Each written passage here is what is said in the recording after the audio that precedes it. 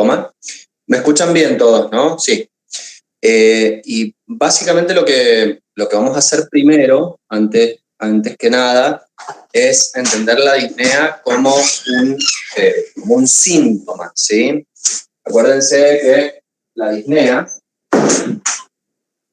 es un estado de sensación del paciente y no es nuestra sensación, ¿de acuerdo? Muchas veces confundimos disnea con taquipnea. La taquipnea, por el contrario, es el estado en donde la frecuencia respiratoria se encuentra aumentada, pero no necesariamente tiene que estar acompañada de disnea. Por ejemplo, un caso particular muy común es el estado aquel en el que el paciente está taquipneico, es decir, tiene la frecuencia respiratoria aumentada y sin embargo no refiere disnea. Pónganse a pensar un segundito mientras empezamos la clase. Pónganse a pensar un segundo qué situación me puede dar a mí un estado de taquipnea, es decir, de frecuencia respiratoria aumentada, sin la necesidad o sin necesidad de que haya disnea, ¿sí? Hay una situación típica o característica en la que no hay disnea, no hay sensación subjetiva de falta de aire, y sin embargo el paciente se encuentra taquipneico, es decir, está respirando con una frecuencia aumentada. Recordemos también como concepto clave o concepto básico que la taquipnea se define cuando en el adulto, cuando hay más de 20 ciclos de respiraciones por minuto. Es decir, si tengo más de 20 respiraciones por minuto, puedo estar en condiciones de decir que el paciente está taquipneico. Bueno, ahora, si ya han pensado en esta situación, en la situación en la que el paciente está taquipneico y sin embargo no experimenta disnea, si alguien se anima, lo pueden poner por mensaje, ¿sí? Si alguien se anima a decir qué situación clínica, lo puede hacer. Una situación característica en donde la hiperventilación, que ya vamos a ver el concepto de hiperventilación también, la hiperventilación se produce con un aumento. Muy bien. Están escribiendo, algunos han puesto Kussmaul, otros han puesto acidosis metabólica, también han puesto SIRS. El SIRS, en realidad, es una situación de taquipnea que puede no producir disnea también, pero tengamos en cuenta que el SIRS, si está asociado a una sepsis, acuérdense que el SIRS puede estar asociado a sepsis, puede ser un paciente postquirúrgico, un paciente inflamado. La fiebre, que también ponen por ahí, puede ser también, pero generalmente la fiebre va acompañada, cuando hay taquipnea por fiebre, va acompañada de otros síntomas y generalmente el paciente, digamos, va a referir algún grado de disnea. De todas maneras, los ejemplos son todos claros y están muy bien lo que están pensando. Pero el ejemplo típico de taquipnea sin disnea es el de la respiración de Kussmaul o acidosis metabólica.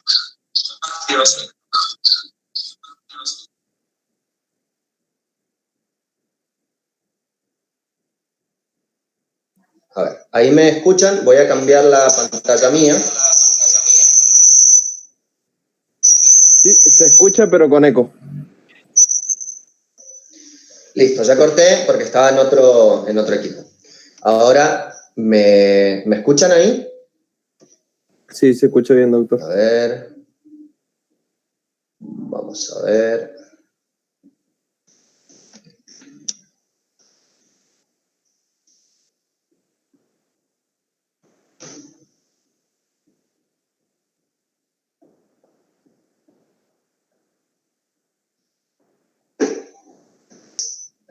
Entenderla como el estado en el que el paciente presenta la queja, es decir, es un síntoma. Acuérdense siempre de no plantearla como signo, ¿de acuerdo? Bueno, vamos a empezar entonces con la clase. Voy a hacer la presentación. Vamos a ver. Acá está un poquito lento esto, así que les pido disculpas. Bueno, disnea. ¿Qué es lo que sabemos de disnea? Voy a ir admitiendo a algunos chicos que están intentando entrar. ¿Qué es lo que sabemos de disnea? Bueno, acuérdense de que la disnea es la definición de disnea es la sensación subjetiva de falta de aire. Y se caracteriza porque el paciente, al ser una sensación subjetiva, el paciente nos plantea la necesidad o la ayuda para buscar una resolución a esta falta de aire.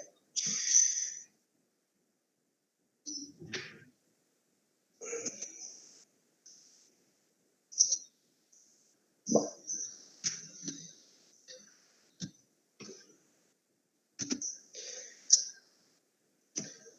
Vamos a plantear un caso clínico. Esperen, que le voy a sacar el...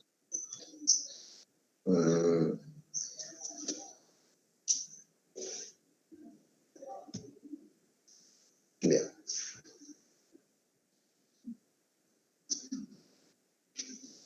Bueno.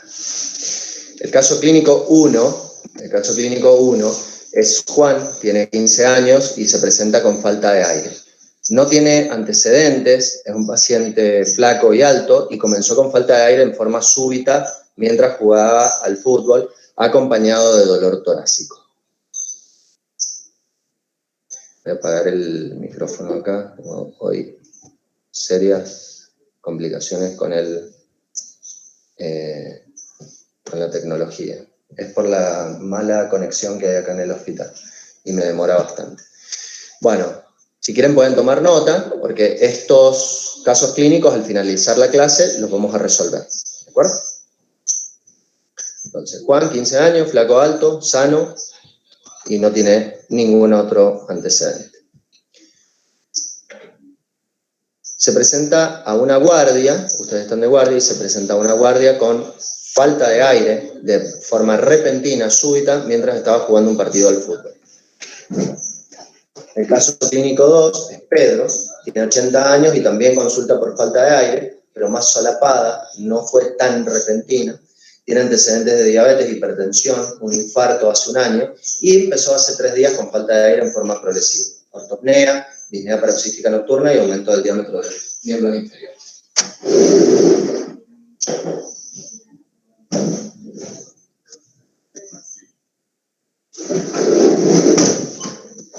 Bien, sigamos. El caso clínico número 3 es José, tiene 78 años, le falta el aire y tiene antecedentes de EPOC que empezó hace 24 horas con fiebre y tos.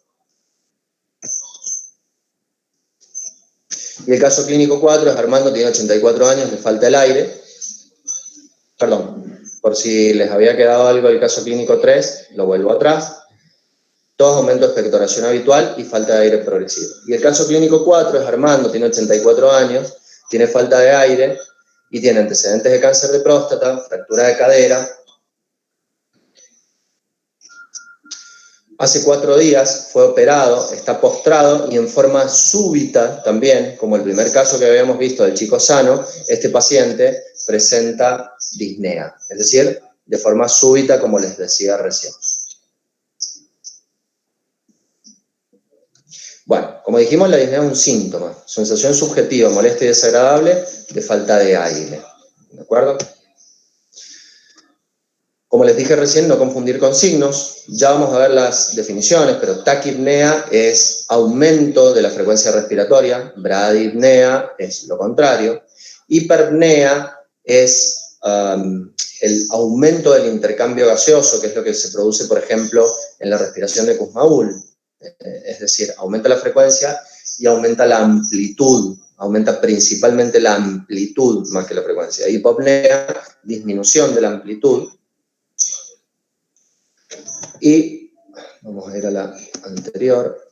Y la polipnea, que es lo que habíamos hablado recién, esto está en presentación. Un segundito, ahí vamos a estar demorando muchísimo la conexión. La polipnea, como les decía recién, es la combinación de hiperpnea y de taquipnea. ¿De acuerdo? Si ya los anotaron, pasamos a la siguiente diapositiva. Bueno, acá tenemos los mecanismos por los cuales el centro respiratorio y los músculos y la caja torácica interactúan. ¿De acuerdo? Fíjense cómo el centro respiratorio ordena a los músculos respiratorios y sus receptores a expandir la caja torácica y por lo tanto modificar el volumen pulmonar. Esto es, lógicamente, la fisiología de la respiración y muchas veces cuando los quimiorreceptores detectan una disminución de la presión de oxígeno o aumento de la presión de dióxido de carbono, entonces esto vuelve hacia la corteza cerebral produciendo esta sensación en el centro respiratorio de la falta de aire. Es decir, que es un mecanismo automático y a la vez voluntario. Es decir, si yo me olvido de respirar, voy a seguir respirando. Pero cuando tengo la sensación subjetiva de falta de aire, esta se hace consciente en la corteza cerebral.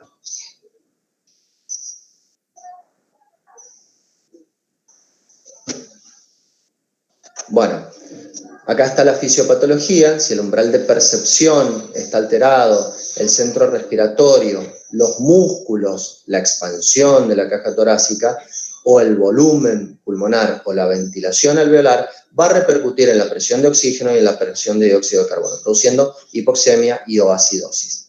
Los volúmenes pulmonares pueden estar aumentados o disminuidos en diferentes patologías que generalmente son restrictivas. Muchas veces en las neumopatías restrictivas puede haber un volumen pulmonar disminuido. La expansión de la caja torácica en cualquier enfermedad de la misma, como así también en enfermedades musculares u osteomusculares que puedan llegar a producir disminución de la expansión de la caja torácica. Así también las enfermedades musculares respiratorias, como las enfermedades de la terminación neuromuscular o de la placa neuromuscular, pueden llegar a producir también alteraciones. ¿Tipos específicos de disnea? Bueno, estos anótenlos porque los van a escuchar y los van a observar en un paciente frecuentemente. La ortopnea es la sensación de falta de aire cuando el paciente está en decúbito, es decir, el paciente necesita sentarse. Disnea paroxística nocturna es lo mismo, pero en realidad ortopnea es un concepto semiológico y disnea paroxística nocturna es un concepto fisiopatológico. La ortopnea es simplemente que el paciente quiere estar sentado para poder respirar, o parado para poder respirar, no quiere estar acostado, sin importar la causa. Puede ser por sobrecarga de volumen, puede ser para poder usar los músculos accesorios de la respiración, puede ser también por asma, por ejemplo. Una crisis asmática me puede producir ortopnea. El paciente está acostado y no puede respirar bien, pero cuando está sentado puede respirar perfectamente. Después, la disnea paroxística nocturna es parecido, pero no es exactamente lo mismo. Este sí es un concepto fisiopatológico, ya que la disnea paroxística nocturna muchas veces, o la mayoría de las veces, perdón, es por sobrecarga de volumen. El paciente se acuesta a dormir y cuando se acuesta a dormir se produce lo que se llama el retorno de líquido hacia los pulmones y eso despierta al paciente con la sensación molesta, desagradable de falta de aire. Por eso se llama paroxística y nocturna porque generalmente está asociada al sueño. No es ortopnea, son dos conceptos diferentes. El paciente se acostó sin falta de aire, o sea, no tenía ortopnea, y se despertó con esa sensación. Generalmente se paran, buscan una fuente de aire, una ventana, un ventilador, etc. Con respecto a la plaquipnea, bueno, digamos, lo contrario a al concepto que estamos definiendo ahora, y la trepopnea, la sensación de falta de aire dependiendo de la posición lateral del paciente o el decúbito lateral que tenga el paciente en ese momento. ¿Qué es lo que tengo que hacer con un paciente que presenta disnea? Bueno, tengo que evaluar primero si es una disnea aguda, si se presentó súbitamente o si es una disnea crónica. La disnea aguda, fíjense los diagnósticos normalmente: crisis asmática, ansiedad, hiperventilación, un traumatismo torácico, edema agudo de pulmón, neumonía, neumotórax espontáneo. Acá me falta un diagnóstico típico de la disnea súbita o aguda. ¿Alguien lo puede agregar? Y mientras lo piensan, en la disnea crónica puede ser respiratoria o puede ser cardiovascular. En el caso sistémico puede ser anemia, pueden ser psicógenas, también la ansiedad o falta de entrenamiento.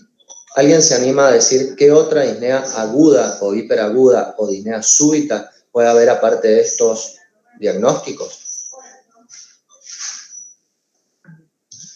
Fíjense que el neumotórax espontáneo, que es el que habíamos dicho recién, probablemente sea por ruptura de una bulla, por ejemplo, probablemente sea uno de los diagnósticos de los casos clínicos que vimos al principio.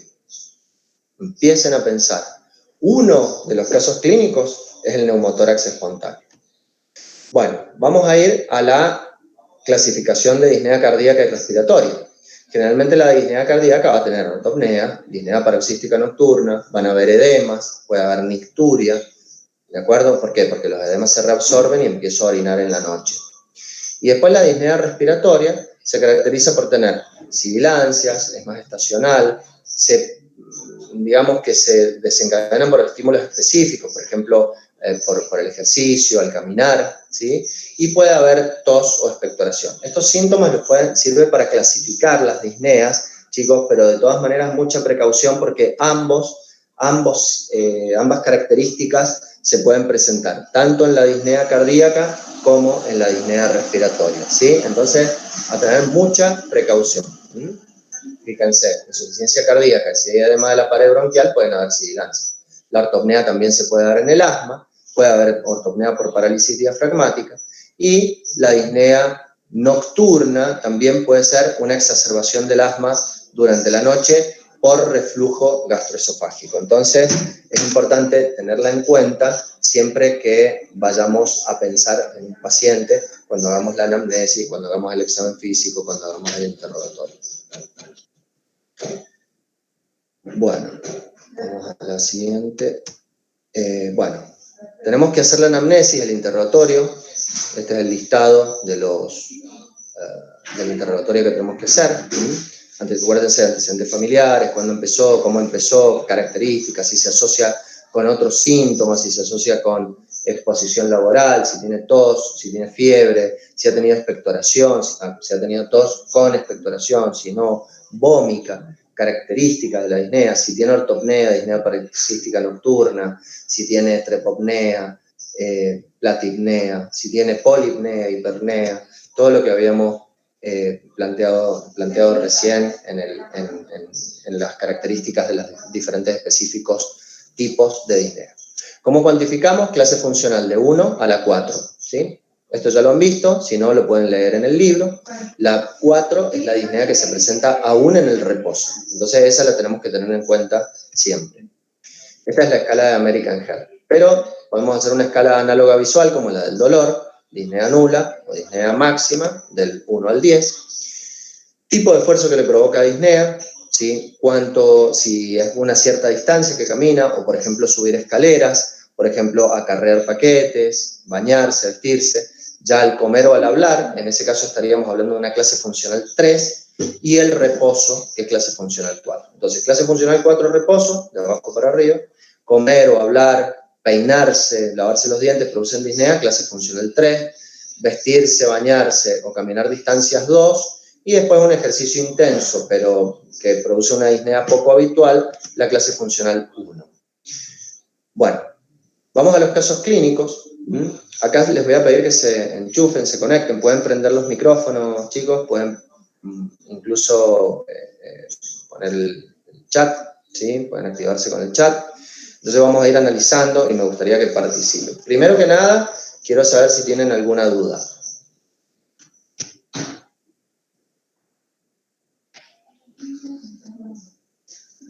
¿Alguien quiere plantear alguna duda? Pueden prender el micrófono o pueden, si quieren, escribirlo por mensaje en el chat.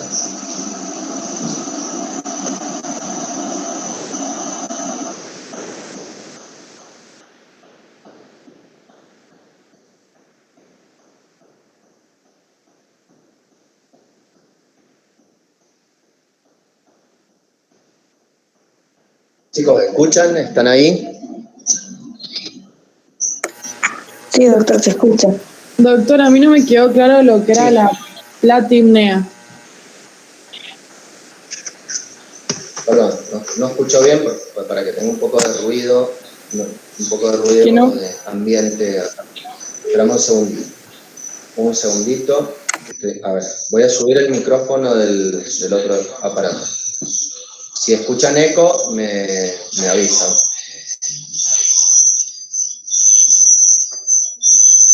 A ver, no, se escucha mucho eco.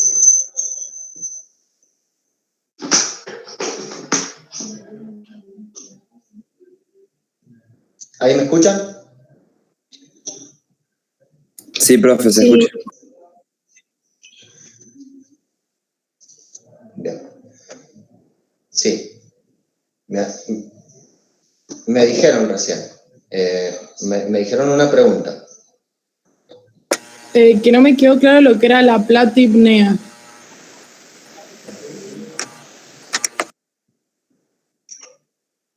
Bueno, la platipnea es todo lo contrario, viste que no sé quién me habló, perdón, pero la platipnea es todo lo contrario a lo que habíamos planteado como ortopnea.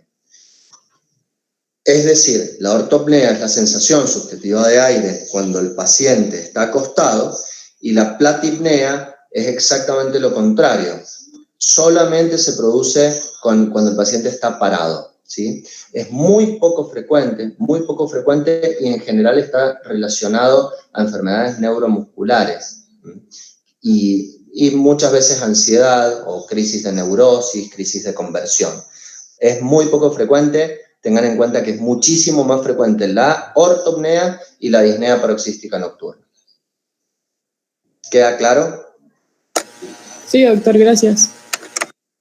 Muy bien. ¿Alguien más, chicos, tienen alguna pregunta antes de que empecemos con los casos? Pueden preguntar lo que quieran, ¿sí? Ha sido medio accidentada la clase por la tecnología que me está fallando. Por eso, si no les ha quedado claro algo, o ha ido muy rápido, o se les ha pasado alguna diapositiva que quieran que la veamos de nuevo, o lo que fuera, me dicen. Es la oportunidad ahora.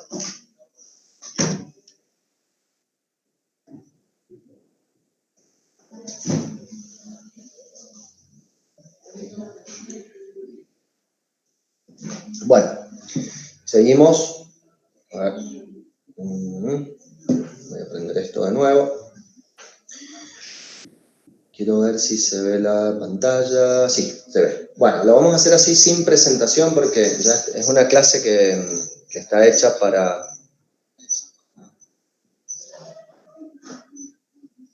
Ah, perdón, ahí me ponen en un mensaje si puedo explicar bien. ¿Qué cosa? O decir de dónde lo sacamos.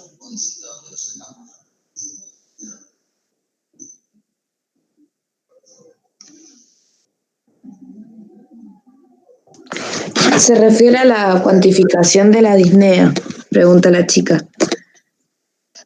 Ah, bien. La cuantificación de la disnea, voy a volver para atrás las diapositivas. Fíjense acá, si quieren pueden sacarle una captura de pantalla. Los que tengan computadora, los que estén en una computadora, hay una tecla que se llama imprimir pantalla. Y eso lo pueden pegar después en un Word o en el Paint.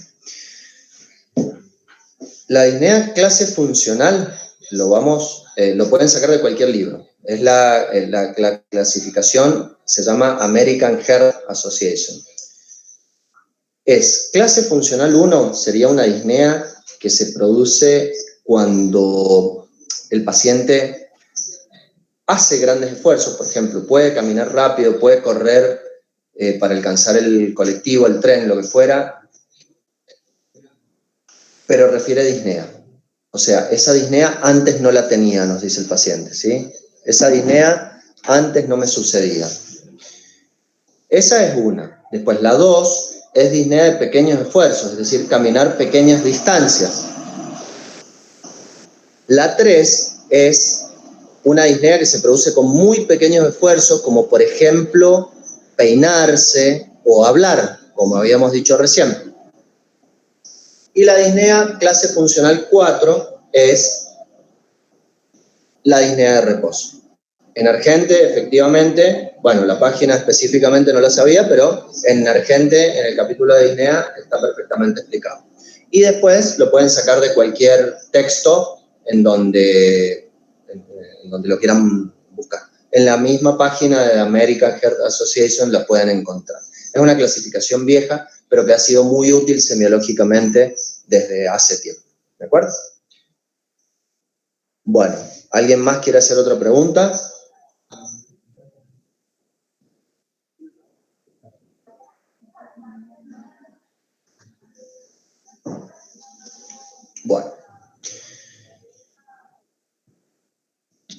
Bueno, yo se la voy a compartir la clase, el PowerPoint, incluso tiene una animación y más, porque bueno, depende del programa que tengan o el Windows que tengan, algunos se les va a abrir con la animación y a otros no, pero de todas maneras estas diapositivas se las voy a compartir incluso con los casos clínicos al grupo mío de acá del Hospital del Carmen para que ellos la compartan con el resto, ¿de acuerdo? Bueno, vamos a los casos clínicos, si les parece, vamos a analizarlos. El primero era Juan, a ver, vamos acá. Bueno, el primer caso clínico es Juan, ¿se acuerdan? Bueno, acá vamos a interactuar un poquitito, me gustaría que participen de la llamada, del chat, ¿puedo decir? O pueden abrir el micrófono, no hay ningún problema. El primer caso es Juan y tiene 15 años, le falta el aire y como habíamos dicho, el chico es flaco, alto y sano y le falta el aire repentinamente después de jugar un partido, ¿sí? Es decir, él estaba corriendo, estaba haciendo ejercicio, usando sus músculos respiratorios y de repente empieza con falta de aire, súbita. ¿Qué les parece? Neumotórax espontáneo. ¿Cómo? Bien. Un neumotórax espontáneo. Bien. Perfecto, sí, es un neumotórax espontáneo, es lo más probable. Este es el caso que habíamos dicho recién de probable neumotórax espontáneo. Se asocia generalmente a hábitos longilíneos, no sé si ya han visto hábitos corporales, hábito pícnico, brevilíneo, longilíneo, atlético. Bueno, en el hábito longilíneo es común que nos encontremos pulmones que puedan tener bullas y estas bullas pueden romperse espontáneamente produciendo un neumotórax espontáneo y disnea súbita. ¿De acuerdo?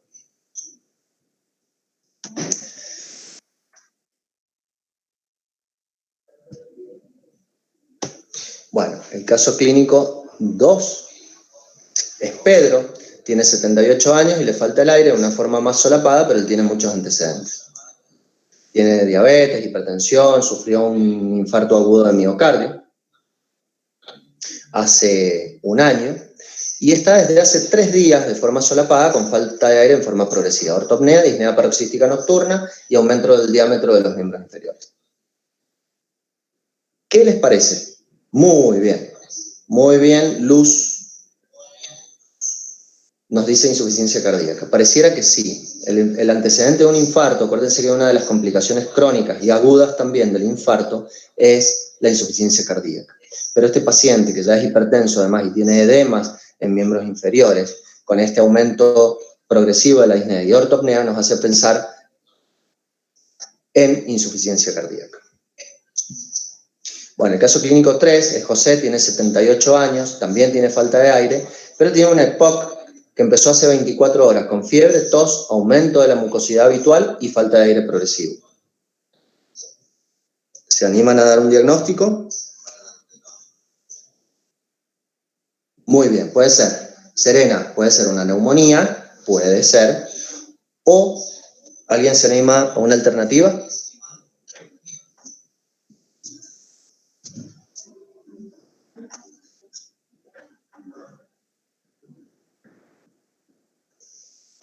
¿Nadie se anima? Bueno, yo se las voy a decir y después la pueden estudiar.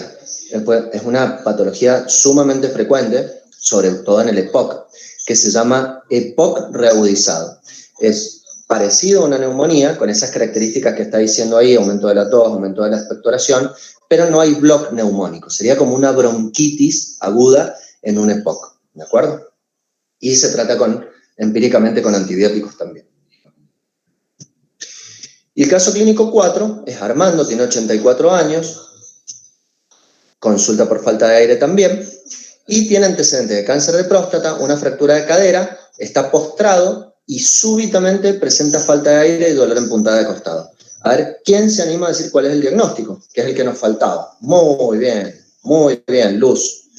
Agustina dice metástasis, Agustín dice trombo. Bueno, es un tromboembolismo pulmonar. Lo más probable, muy bien Carla, es una embolia pulmonar o tromboembolismo. Las metástasis, Agustina, ya que lo ponen como diagnóstico alternativo, podrían producir disnea, pero es muy raro que produzcan disnea aguda, súbita, como está teniendo Armando. Digamos, si bien no lo he puesto acá, el paciente está con falta de aire, pero se supone que es de menos de 4 días, que es cuando fue operado. Digamos. Una metástasis puede producir, metástasis pulmonares obviamente, pueden producir disnea, pero lógicamente es esperable pensar que esta disnea vaya siendo progresiva a través de los días o semanas incluso, o meses, ¿de acuerdo? Bueno, como conclusiones, acuérdense, siempre entender como síntoma. No miren a un paciente que está con trastorno de conciencia, que está taquipneico y digan, está disneico. No, nunca nos dijo que le faltaba el aire. Es falta de aire, sensación subjetiva de falta de aire. Siempre es muy importante hacer una anamnesis correcta y un examen físico correcto para hacer los diagnósticos diferenciales y después plantear diferentes escenarios, como dijimos ahora en los casos clínicos, diferenciando aquellos potencialmente urgentes o graves de aquellos que permiten tomar tiempo para su evaluación. Chicos, si tienen alguna pregunta, les doy ahora tiempo para que las hagan. Les voy a compartir esta presentación al grupo de los chicos que están conmigo, para que ellos se las puedan compartir, incluso por WhatsApp o por mail. Si tienen alguna duda más, es el momento.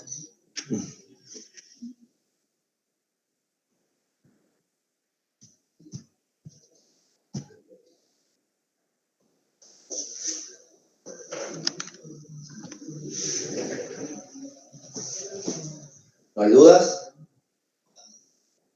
Bueno, listo chicos, que tengan un lindo día. Disculpen los accidentes al principio de la clase.